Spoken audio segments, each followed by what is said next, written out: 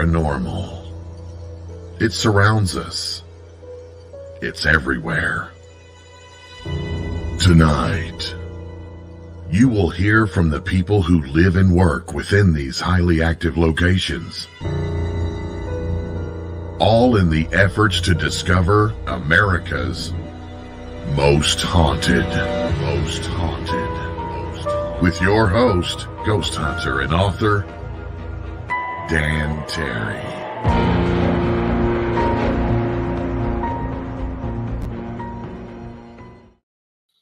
Good evening, boys and ghouls. I am Dan Terry, your ghost host with the most haunted. And this week we are heading back out to the desert. Skelly just couldn't wait and had to get his cowboy hat back on. But we're heading out west where the wild sun sets and the coyote bays at the moon. Always like that line. We're going to the deserts of Arizona. And of course, to celebrate, so Race, the producer, knows I've got a shirt out of Arizona about the Thing. That's closer to Tombstone, actually. But if you haven't seen the Thing yet, you're really missing out on the probably greatest tourist trap ever. You got to check it out. It's awesome. But my guest is out of Tucson, and it's Becky McKiddy-Gydeson, and she runs the Tucson Ghost Company. Now, she's not providing ghosts for your kid's birthday. That's really hard to do. But she runs tours. She runs investigations. She runs a podcast called Everything Under the Moon. And we're going to talk about all that, plus a couple of EVPs she sent just to get your whistle wet down a little bit. So let's bring on Becky McKiddy-Gydeson. Becky, can you hear me? Yes, I can. Hi, how are you? Not bad, not bad. We were talking earlier. You said the weather out there is cloudy, but what's the temperature? It's about 70. Okay, well, I'm about 20 degrees behind you then. So, but here it's wet and cold, so it's kind of a nasty thing. Yeah, got to try the mountains sometime. How long have you been in Tucson? Is that your home? No, I was born and raised in Toledo, Ohio. Okay. Yeah, but I've been out here for longer than I can even count.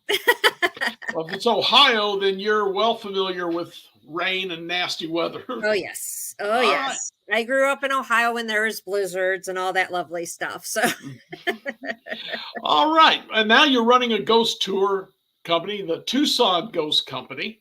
Yes. And what do you do? What do you provide out there?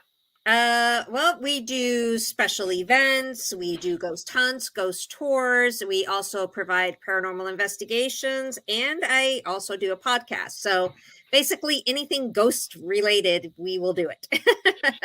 And I got to ask you, what is the Undertakers? You do ghost investigations at the Undertakers, but it doesn't have a real name to it.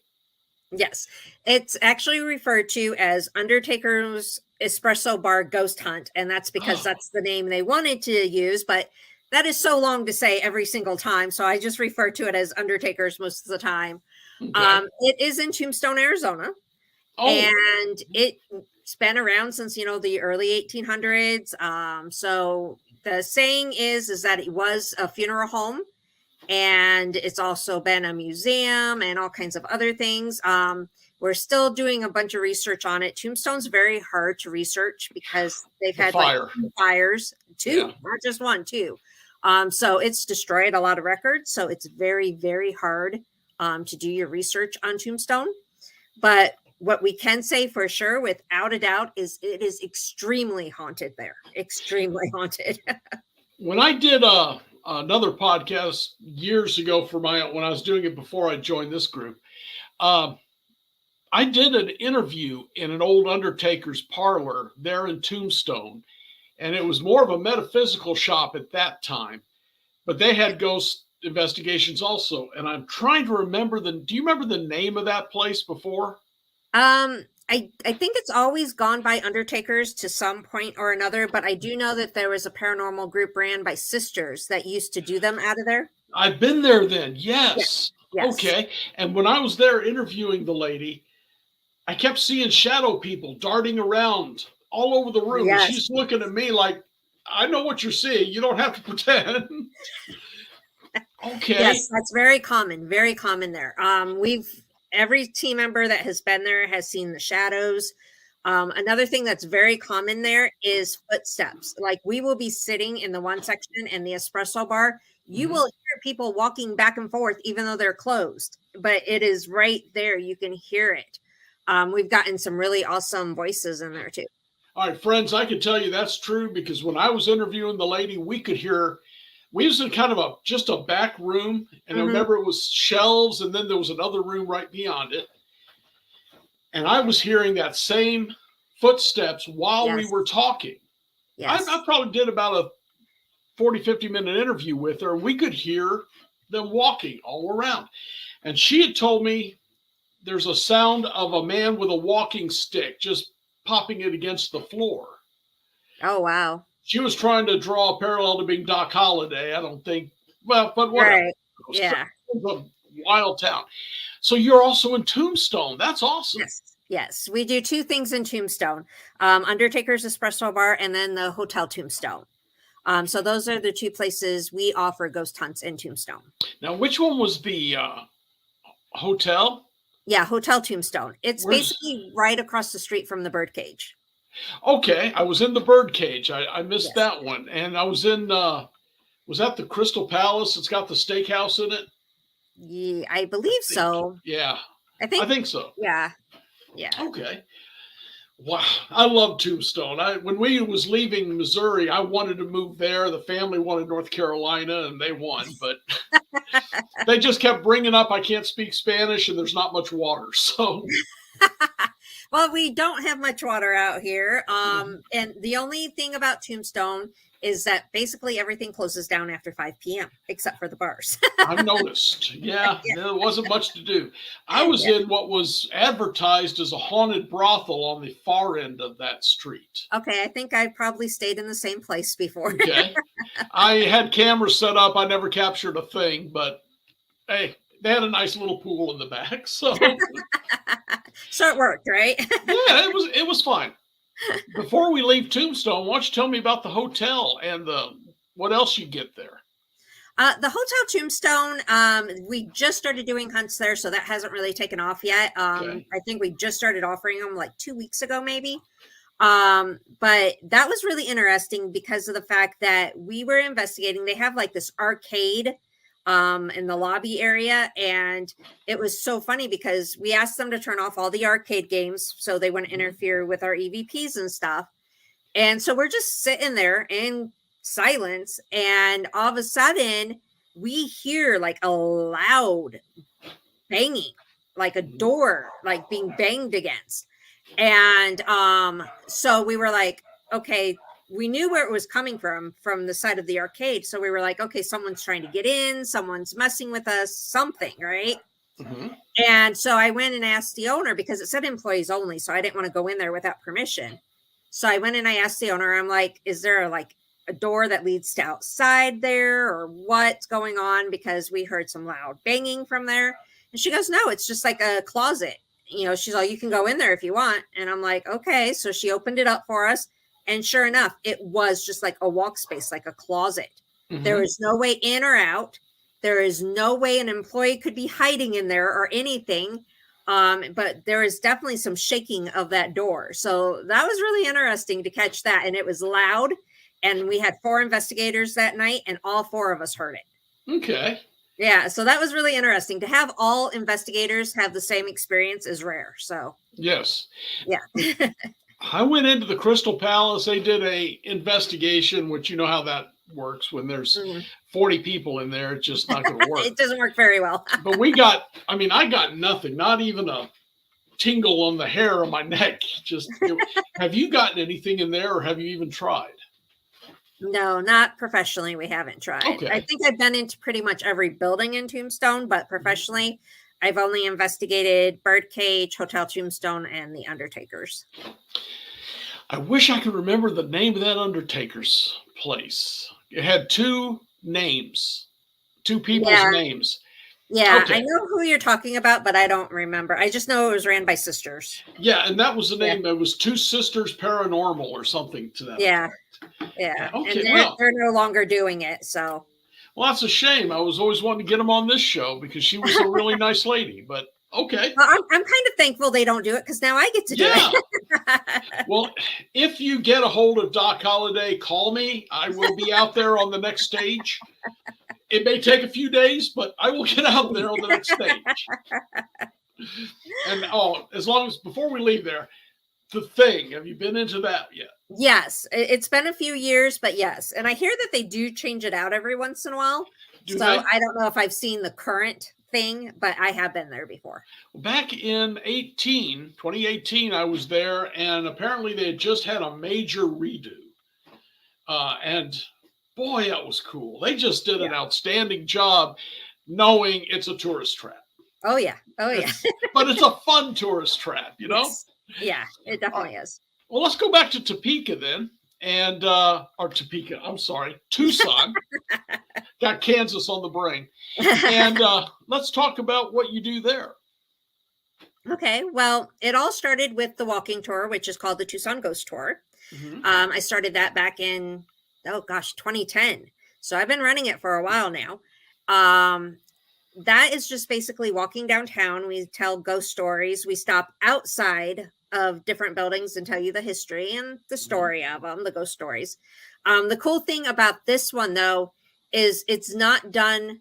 I mean, the history is done through research, but the ghost stories are either things that we've personally experienced from investigating the buildings, or we know the people that told us the stories. Mm-hmm. So all the stories are original. They're not just something that, we've looked up on the internet. So it all started with that. Luckily with doing that, I got ins and outs of, people from downtown, and we were contacted by a restaurant called La Cocina, which is now JoJo's. Okay. And Laco was very cool, very understanding, very for this. And they allowed me to start doing ghost hunts there. So I started doing the Tucson Ghost Experience, working with Laco, and I still work with them now. The only issue with that is it's only on Monday nights. So we have to be selective on Monday nights. Mm-hmm. But that is an awesome place. It was part of the original Presidio Wall here in Tucson. So it dates back to, the 1880s. Very haunted, very cool. I love working with them. Yeah. And then we do special events. So like last August, we did the very first Tucson Paracon, which was really cool, very stressful, but really cool. We brought Chris Williams out from Ghost Hunters. She actually lives in Arizona too, so it wasn't that far for her to travel.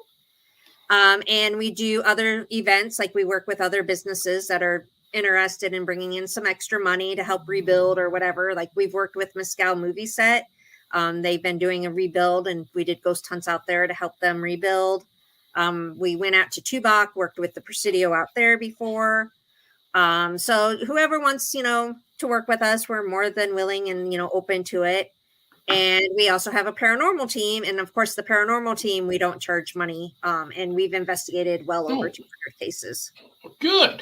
It's a shame we have to say that, because I've never met a good quality team that charges. Yeah, exactly. But there are those that do. Yes, there are some that do, but we never do, and we do. Oh. So since we can't guarantee anything, we're not about to charge anyone. Mm-hmm.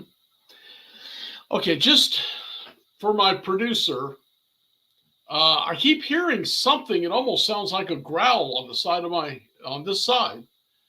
And it was about 1340, 1330. Huh. I'm marking that so I can check it later, because I don't know what I just heard. You don't happen to have a pet demon laying around anywhere, do you? No, I don't. I do have dogs, but they barked once during this interview because I think someone came to my door to deliver a package. Okay.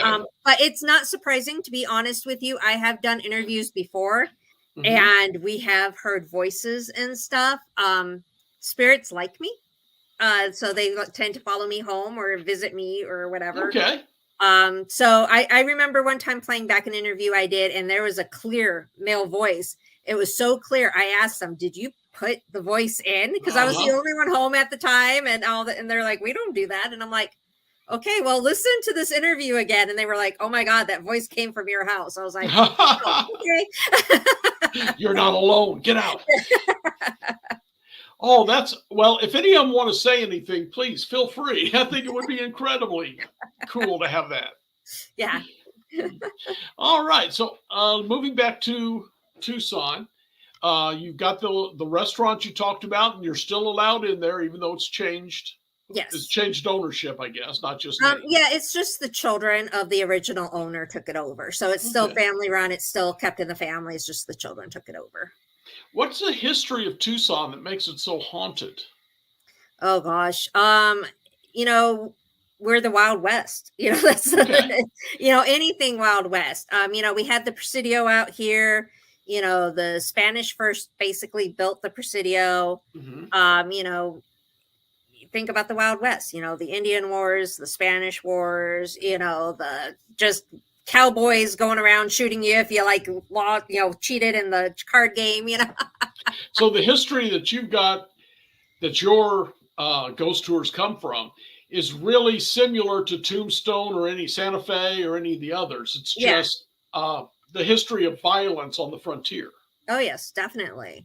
And out here in Tucson, we actually do have those connections to like Tombstone, because when Wyatt Earp sent his brother, the one remaining brother, to California, that happened here in Tucson. The train station That's here in Tucson. okay. Yeah. Yeah, so he shot Frank Stillwell here in Tucson at our train depot. Yeah, shot him pretty good, from my Yeah. my understanding. I've got several books on Wyatt Earp. I'm a retired cop, so I know. Oh, well, there you go. But yeah, so that happened. There's a, statue of, Wyatt and Doc at our train station, and the little memorial. Well, I don't know if you want to call it a memorial, but the history plaque that talks about that shooting and Wyatt being there. Okay. And, before they went to Tombstone, they stopped in Tucson because the train did not run to Tombstone. It ran to Tucson. So, we have a lot of the connections with Tombstone here in Tucson. How far apart are those two towns? Well, by car, it's about an hour and 10 minutes from where I live to get there. Okay. So you can only imagine how long it took by horseback, though. Yeah. But you're still talking 70 miles, 75 miles, maybe? Yeah. Okay. Yeah. Not very far then. No, it's not very far at all. How's the bar scene? Any good haunted bars down there? In Tucson or Tombstone? Tucson. Yeah, Tucson's your home. Yeah, Tucson is actually pretty haunted. All of our downtown area is basically one big haunt, to be honest with you. Okay. Because downtown Tucson was basically the original area that everyone lived. It's the oldest part of town. And Tucson is very famous for, how can I word this without it sounding mean? We did not take care of our cemeteries back in the day. Yeah, none of them out there did. So we had a lot of cemeteries that fell into despair. To basically, there's this one area that I wasn't alive during the time, of course, but from what I heard and researched and understood, the coffins were literally like popping out of the ground, and you could see the bodies decaying type thing. That's how bad it was. So was there a rain then that forced them up, or what made them? Well, who knows? With our monsoons out here, we can flood pretty easy sometimes. Yeah. So that could be it, or it could just be, the caretakers just didn't bother, or they didn't care. I know when we built our new courthouse, there's like 3,000 bodies that they had to like move for this new courthouse. And the old courthouse, apparently they didn't bother to move bodies, and they just built on top of it. So Standard, yeah. Yeah. So, that's, I think, one of the many reasons that our downtown is so haunted is, all the history and all the moving of the bodies and, Sorry, I keep pushing the button when I put my hands down. Okay. But yeah, it's very interesting for sure, the downtown area. And like I said, and it's not only the history, but, things that have happened, within, recent years. I think one of the hauntings come from like 1970s. So that's not that far away, and that was from a fire that had happened in the downtown area that lost 23 lives. So, and no one found out what caused the fire. So that was, pretty dramatic, and that caused a lot of hauntings. Well, let's go to the old courthouse. You said there's like 3,000 bodies, or there's a lot of bodies buried underneath this building. Well, I don't know how many bodies are underneath that one, but yes, it was definitely built on top of an old cemetery. Okay.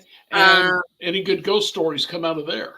Yeah, actually, we've had several told to us by a judge. So a judge Okay. came to me and personally told me these stories. He said that when people would get married out in, the courtyard, Mhm. it's beautiful, during, our spring and falls here in Tucson. People would get pictures of people that weren't in their wedding in their photos. Okay. There is one story of a security guard because they have like a gate around the courthouse, and Mhm. so they would lock it up at night, of course. And there's a security guard that was behind the computer and one out on, the rounds. And the one on the computer saw a figure try to go into one of the areas that was locked off. So he called the person on the grounds and told him. The person on the grounds went to look, did not see anyone, but the person on the computer was still seeing that person and saying that they were standing right in front of him. And the guy's like, I'm serious. No one is right in front of me. And you've gotten this story from the From a judge. judge, from the Yeah. judge. Okay. And Yeah. what is his opinion on all this? He wasn't a believer until he worked at that courthouse. Okay. So yeah. And he said, he would never have told anyone but me, but he knows that, I'll, Yeah. respectful of this and everything like that. I won't like go break in or anything. Right. Yeah, that would be a problem down there, I Yeah, think. so they're careful on who they tell the stories to because they don't want people to do this. But it's no longer a courthouse. It's actually, I don't know what they turned it into. I think some office buildings and stuff like that. I haven't checked it out lately. Okay. Yeah. Well, you'll have to ask some of the Yeah. people there. Yeah. See if I can get in now. There you go. Okay, aside from that courthouse, the new one was they had to remove the bodies, Yes. and they didn't get them all. Probably Uh, not. I've seen that happen too many times. Yes. So, any stories from the new one yet? Funny enough, I had someone come to my Tucson Paracon that had worked security at the new building. And he told me that security guards at night don't last long in that building because of everything that goes on in that building. He said shadows, weird noises, things like that. Mhm. He didn't go into a lot of detail, but he just said that security does not last long at all at that place. That's what we're expecting then. Yep. Oh, He said people get freaked out very easily at night in that building. So, yeah, but the whole idea of a courthouse, you would be, and then if they know it was on top of cemetery, then yeah, I can yeah. see that. Yeah. How about you? Have you seen anything yourself while you're on your investigations and checking these places out? Well, unfortunately, I haven't been able to do the courthouses. Okay. But for the most part, I think I've investigated almost every other building on my tour. Hmm. I've gotten to investigate Lawco. Fox Theater is one on my tour, and I've worked with them and I investigate with them. In fact, that's where we did our Paracon at was Fox Theater. And Hmm. yes, I have witnessed a ton of things in Fox Theater. I've seen shadows. I've seen the little girl. I think she's more like a teenager than a little girl, to be honest with you, Okay. though. I've heard like the music. I've witnessed like the floor creaks when nobody was walking. And I think one of the things, and I know this made me scream really loud, but one of the major things was I had my shirt tugged on like really hard. Okay. I was sitting in the audience after a public event, and I was just sitting there and I'm like, okay, you guys seem to be active tonight. Is there anything else you want to say or do before we leave? And I'm sitting by myself. I only had two other people with me, and they were in total different sections of the theater. And the next thing I know, just this huge tug on my shirt. I've never felt anything like that before. I did scream. I will admit that because I did not expect that. We're in pitch black. Hmm. And I stood up and I screamed. I was like, okay, I'm sorry. That just shocked me. I didn't expect that. But Now, definitely an active place. just for my own curiosity, what's the history of that Fox Theater? And do you know how old it is and how big is it? Well, it seats about, I think they said 2,000 people. I'm Okay. trying to remember from when I had the Paracon. It had opened up in like the 1930s time period. It was supposed to be a live theater when it opened, but movies started becoming more popular Mhm. during that time, so it decided to go to the movies. In fact, they didn't finish their dressing rooms when they opened; they just had them half done. Okay. So it had, a huge success. There's this huge ordeal. They closed down Congress Street for this huge party.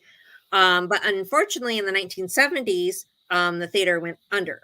Mhm. And so from about 1975-ish, maybe a little bit earlier, all the way up to about 99, 2000, somewhere around there, it sat vacant. Wow. And a lot of homeless people went in there. There's sayings that there's rituals done in there. And the roof, caved in. It was in, a lot of despair. Who knows what happened during the times that the homeless was in there and the rituals and all that stuff. Yeah. I do know when the Fox Committee took it over and started rebuilding, there was one death. He fell off the ladder while trying to repair like the top ceiling area. Mhm. But other than that, we haven't really been able to find any deaths. But like I said, we don't know what happened during that time that the homeless were in there and things like Right. that. So We have a Fox Theater in St. Louis that I think every town does. apparently, and that again, it was a huge theater. Mhm. They do all plays now, but there was a movie theater at the time. And that place was just insanely haunted. I don't think I've been to a more haunted place than the Fox Theater was. Yeah, the Fox And- out here is really haunted too. And now they do concerts and things out there. They're like a small concert venue. Okay. The only movies they will still show have to be like the old movies because they only have like the old screen projectors. So they Mhm. can't do anything new. They have to do the older movies. So it's got to be on film, not Yeah, basically. Yes. Yeah. Okay. Not anything digital. It has to be the actual film. all right. Well, I've got the 2 EVPs you sent. Okay. And we'll play those in a few minutes, but it's just about time for me to step out for a real brief moment. So, Becky, if you'll stick with me, and I'll Okay. be right back in just a moment. Okay. When we're talking the Old West, guys, this is what I love. You know that you've been around here a lot, and so does Skelly back there with his hat. But anyway, I really into the Old West, and the fact that she is doing things in Tombstone's like a bonus. It's like a little icing on the cake there, because the desert, the westerns, that's my spot. And if you'll watch this for just a minute, we're going to talk a little bit about Unix Network, and then I'll be right back.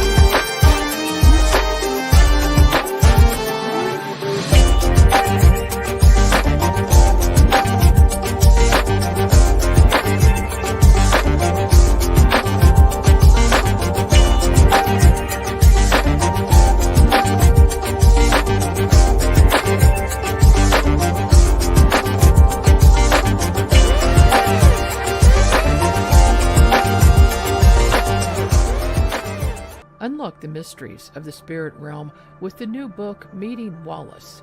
In this channeled work by renowned psychic medium Larry Costa, the reader will delve into the profound wisdom of his spirit guide, Wallace. Together, they share the transformative journey of harnessing psychic powers from the celestial plane. Discover the extraordinary psychic gifts that have empowered Larry on his path, and immerse yourself in a thought-provoking and awe-inspiring read.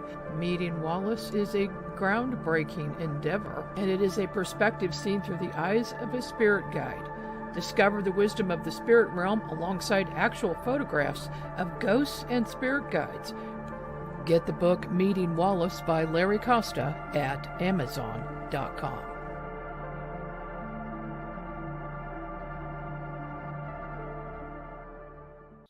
You know, my friends, every time they give me a new commercial with all the shows on the UNX network, within a couple of weeks, we've introduced 2 new shows. And it's a constant thing to keep changing that, because the UNX network is growing so fast. And I want you to keep that in mind, because after the interview, we always chat about why you should be a member of the UNX network, how to become a member, and what you get out of it. So stay tuned with that. But I want to get back to Tucson and back to Becky to hear some more cowboy stories. You know, I say cowboy stories, but I'll bet there's ghosts of different types down there, isn't there? Oh, yes, definitely. You know, we have, the women, we have children, just, your regular old, punks and creeps, I guess. Well, you said there was a fire in the 70s. I don't know if that would classify as cowboys then, but no, definitely not. From there. Okay. Well, we've got an EVP you sent, and it had a voice on it talking. I think if I understood it correctly, it was saying, "Hi, kids." Oh, yes. So, what can you set this one up? Okay. For the one that says "Hi, kids," actually, I think both of them that you're going to play were in the same building.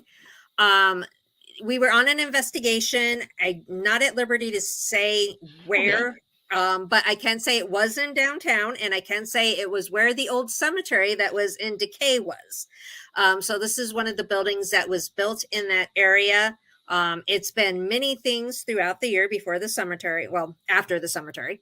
And one place that it dealt with kids. Okay. So this could make a lot of sense for these next 2 EVPs.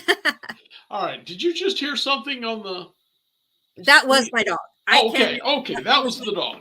The one earlier, I don't know, but that one was my dog. All right. Well, let's check this one out. And what I'm hearing is, to me, it's almost like the ghost was passing through, saw you all, said, "Hi, kids," and walked on. Yeah. Kind of almost a Homer Simpson type of thing. So let's see. Here we go. There's 2 chairs set up right there. Oh, okay. Yeah, hang on. Oh, I see it. Okay, cool. Oh, okay. Yeah, hang on. Oh, okay. Yeah, hang on. So hi, kids. What happened when you discovered that?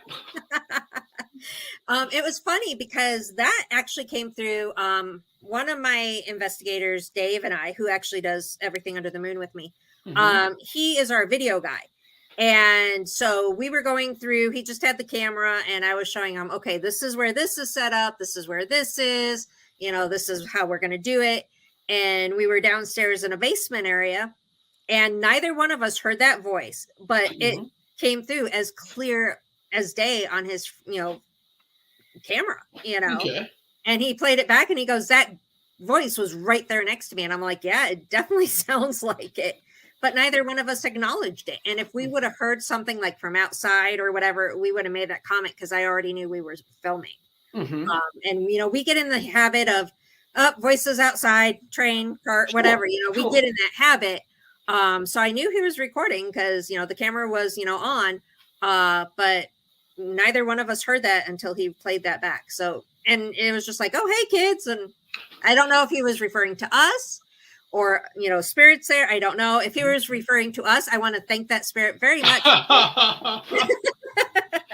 Well, that's what I took, as he was talking to you all. And It's almost like your presence surprised it. Yeah. So just being polite, acknowledge, hi, kids, and move on. Let's play that again. I'm thankful for that. Let's try that one again. There's 2 chairs set up right there. Oh, okay. Yeah, hang on. Oh, I see it. Okay, cool. Oh, okay. Yeah, hang on. Oh, okay. Yeah, hang on.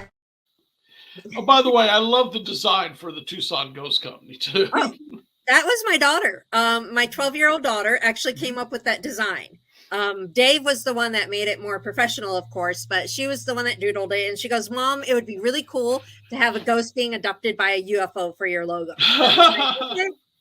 Yeah. So that's what we went with. Do you have much UFO activity out that way, or is that something you don't get into? Arizona is actually supposed to be a hotbed for UFOs. I personally don't really study them. I'm very interested in them. In fact, my co-lead and I we keep saying that we want to go UFO watching, but we haven't yet. Okay. But yeah, we're supposed to be a hotbed for that. We have the Phoenix lights. We have a lot of weird That's things right. that happen here. So Okay. yeah. Yeah, and there's a lot of weird stuff down there. That's cool. Yes, So definitely. it is Arizona is more of a hotbed for all paranormal Yes. activity, because I know you've got cryptids down there as well. Oh yeah, we have a lot of weird things. Well, That's in the paranormal. the guy who I say designed otherwise too, but I'll keep my mouth shut. that's all. Yeah, all cities are like that. But the guy who designed it did a great job with the background. I think it looks awesome. Yeah, that was Dave. So yeah. Okay. All right. So, and it threw me because one had a voice saying "Hi, kids," and the other sounds like it's got kids' voices. Yes. Is that what I'm hearing? Yes. You're hearing one line in particular. I don't know if you want to tell you what it is right now, but Let's play it, and then Okay. you can tell us the story and tell us what Okay. you think it says, and we'll hit it again. okay. Okay.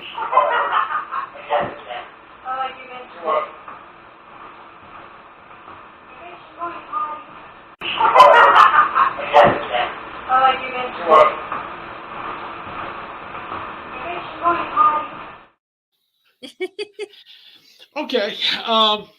And I know because you told me what you thought Yeah. it said, and now, of course, I'm going to hear it, whether it is or not. But I think that's what I'm hearing now. But Yes. what's the story behind that? We were actually taking a small little break. And Dave was, setting down the camera, and we were doing everything. And he goes, I'm going to use the bathroom. And I said, yeah, I'm going to go ahead and go too. And I said something along the line like, you made me have to go because you mentioned it. And I started laughing. And then right after I'm laughing, you hear, they're going potty. Okay. That was not us. We did not do that. No, it's a child's voice. Yes, for it's a sure. child's voice for sure. And it's very low, but Yes. you can hear it. It's right at the end. Yes. And then I think it says its bit, you start talking, and then that's where the recording ends. Yeah. All right, so let's play it one more time, or actually I may play this a couple of times for folks to hear it.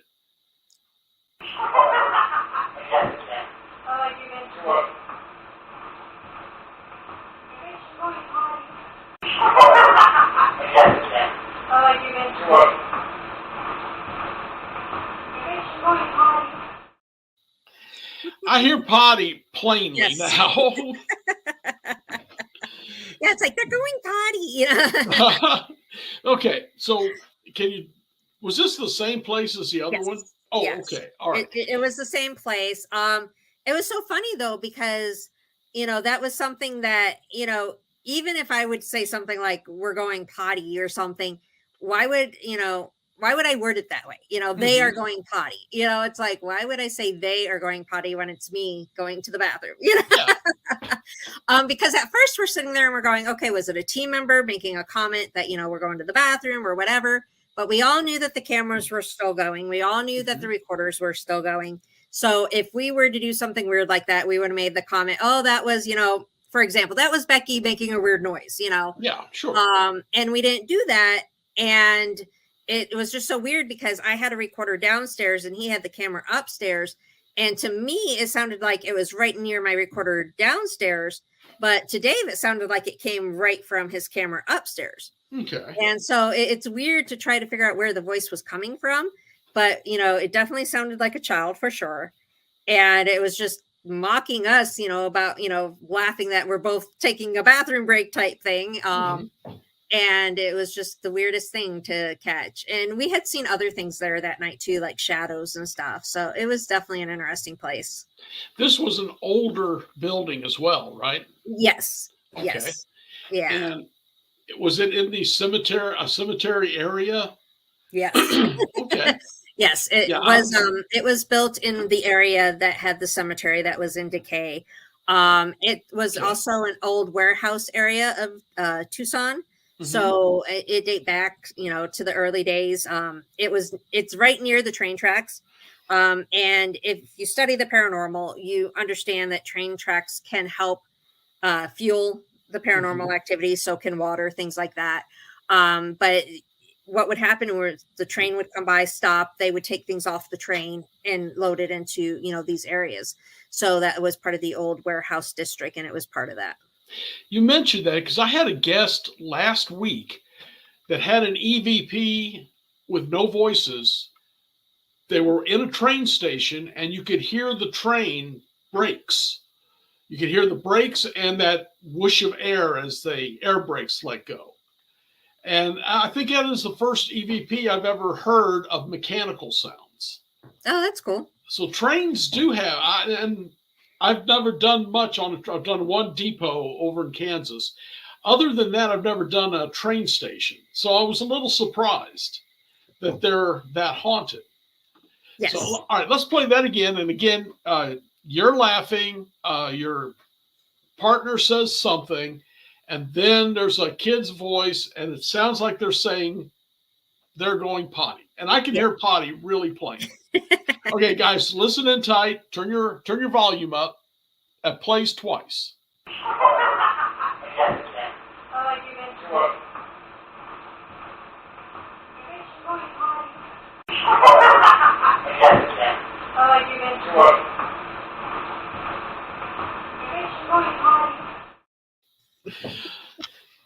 That's one of the funniest ones I've come across. Hey, they just wanted to make it clear what we were doing at that point in time. Or they were making fun of you. Probably. I get made fun of a lot, so doesn't surprise me. What's your number one ghost story for the tour that you can share with these folks?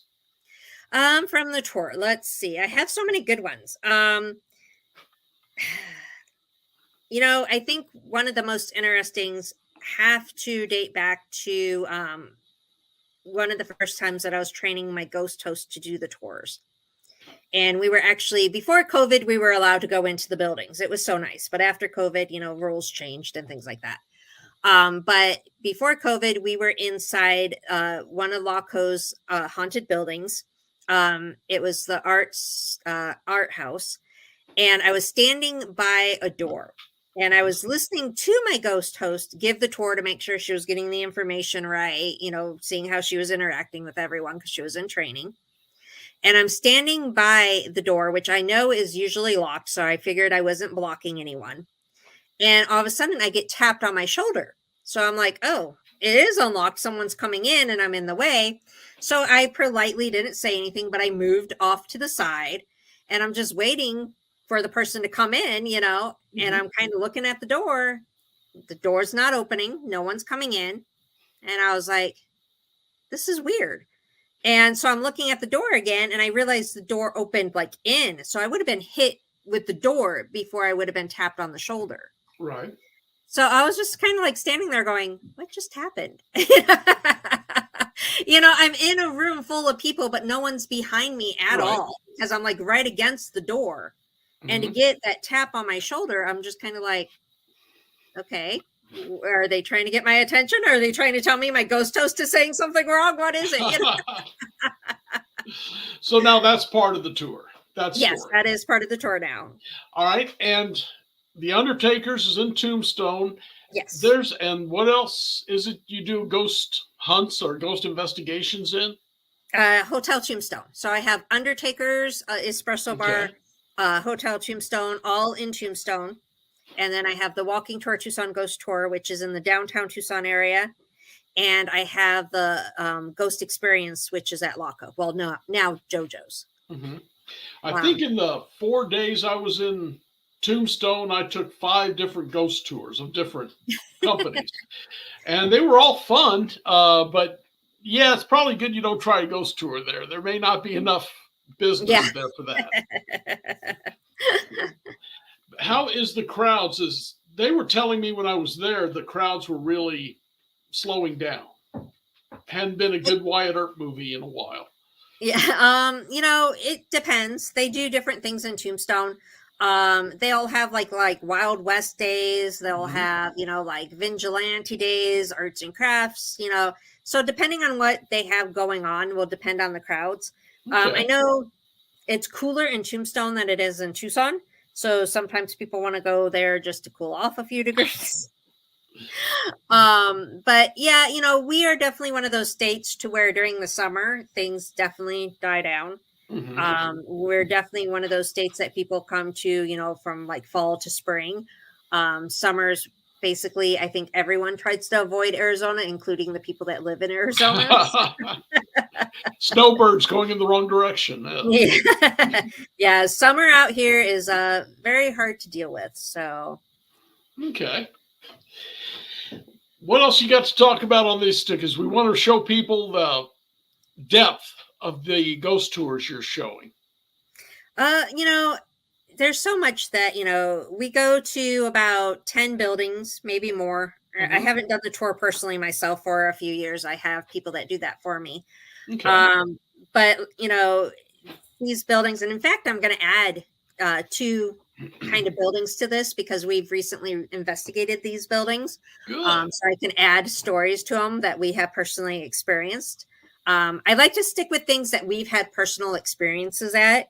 So I know the stories are real and, not something that we just researched. I can confirm them, So that's why a lot of the buildings on our tour are things that I've investigated or I personally have known of someone that has, had these experiences. Okay. I love downtown. Downtown's so awesome. It's all haunted. There's tunnels that go downtown. In fact, there's a couple buildings that I do have stories on that I don't approach on my tour because it would make my tour way too long. And yeah, I had a 2-hour tour before and I cut it down to 90 minutes. I noticed the 2 hours people were dropping off after 90 minutes. Being in Arizona, I think people don't want to walk for more than 90 minutes. So I had to cut some things out of my tour. I mean, I honestly could do a second tour of just downtown and hit different areas if I wanted to.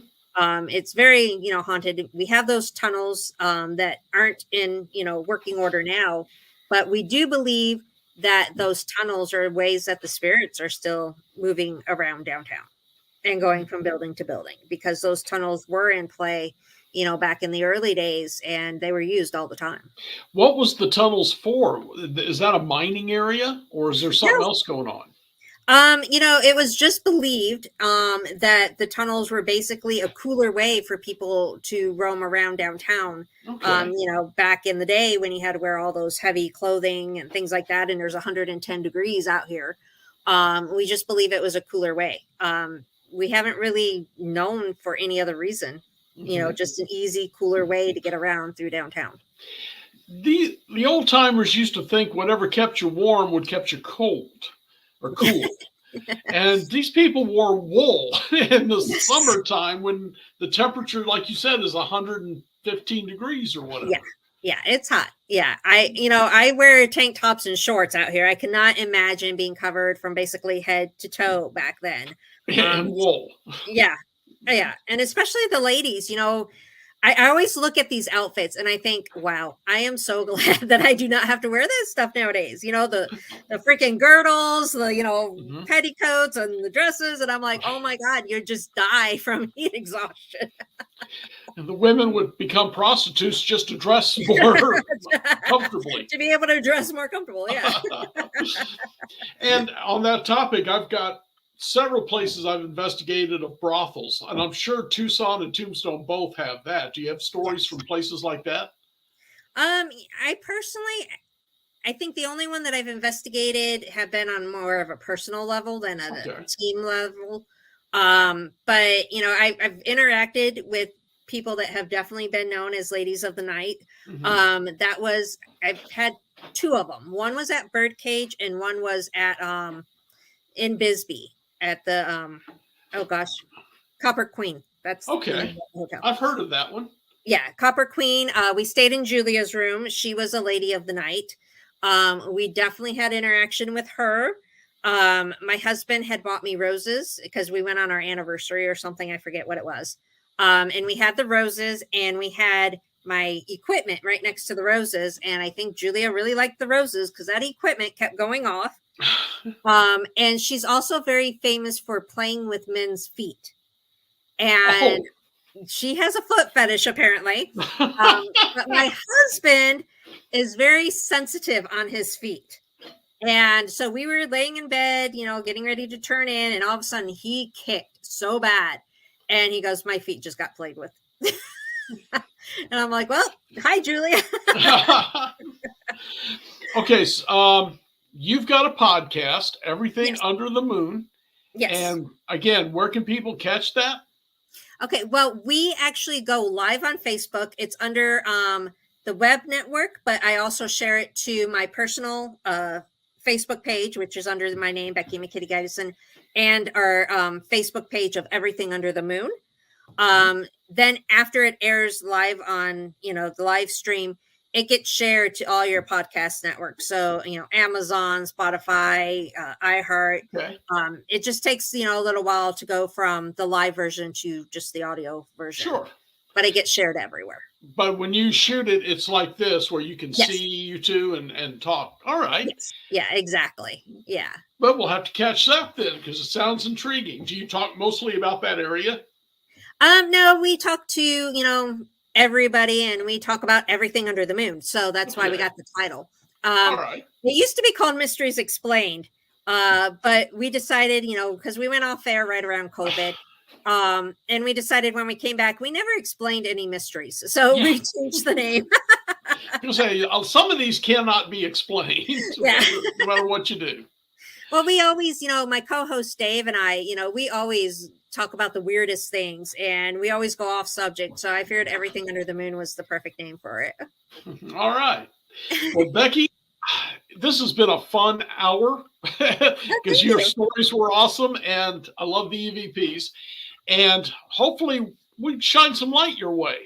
Well, I appreciate that. Thank you very much. Well, if you get some good evidence, more evidence that you really want to share, or you find some on your computer, let me know, because I really love the Old West. That's my thing, especially Tombstone. But any of the Old West is cool.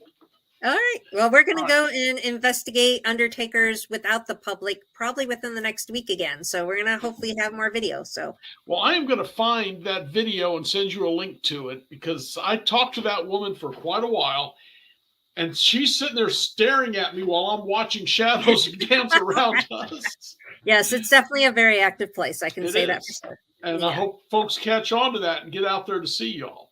All All right. right, Well, Becky, thanks for being here, and we'll talk to you again soon, okay? all right. Thank you so much. Have a All wonderful right, day. thanks. Take care. Bye.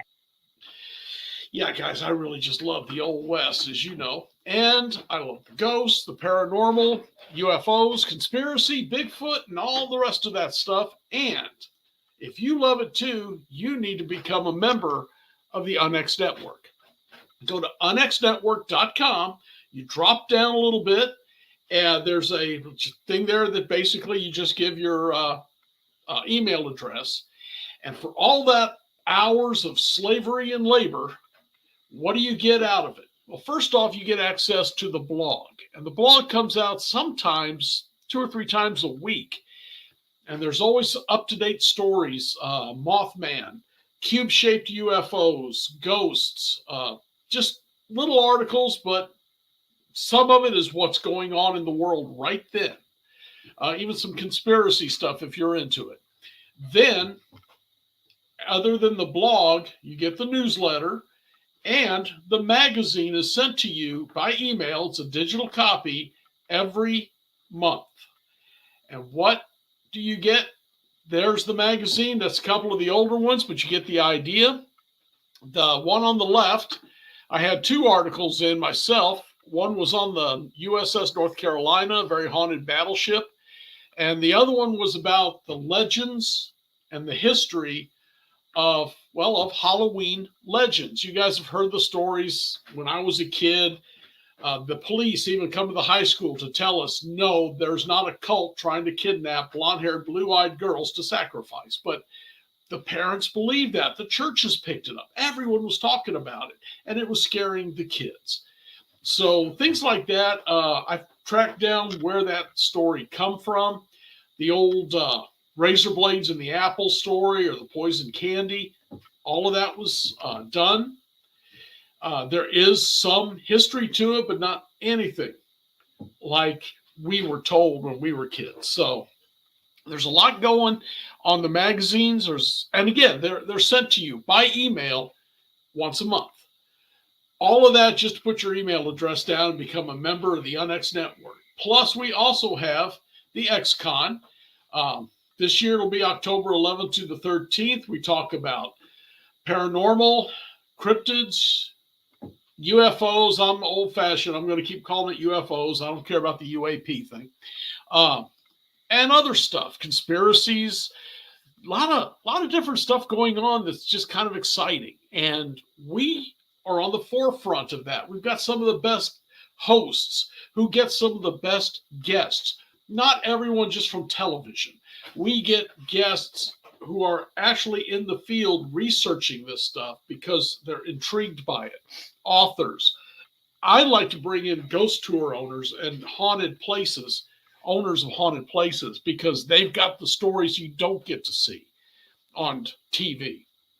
So if you want to become a member, jump on to the unxnetwork.com and leave an email address to join up. It's free, and you get all of that neat stuff. Like I said, you're missing out if you're not a member. And as far as I am concerned, I'm about to back on out of here. It's a cold and kind of wet day. Temperature's actually in the 50s, but it's so wet that it feels cold and kind of nasty. So I'm going to back out. You guys stay warm, stay dry, stay safe, and above all, my friends, stay spooked. Good night.